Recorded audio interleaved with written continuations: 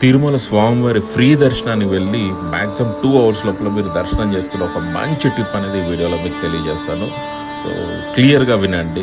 So free లైన్‌లోకి మీరు enter అయిపోయి కాంప్లెక్స్ లోపలికి ఎంటర్ అయిన తర్వాత సో మీకు కాంప్లెక్స్‌లో బోర్డు పెడతారనమాట. అంటే క్యూ కాంప్లెక్స్ ఉంటాయి కదా! ఆ క్యూ కాంప్లెక్స్ ఎంట్రన్స్ దగ్గర మీకు ఒక బోర్డు కనిపిస్తుంది. ఎక్స్‌పెక్టెడ్ టైమ్ అని చెప్పేసి.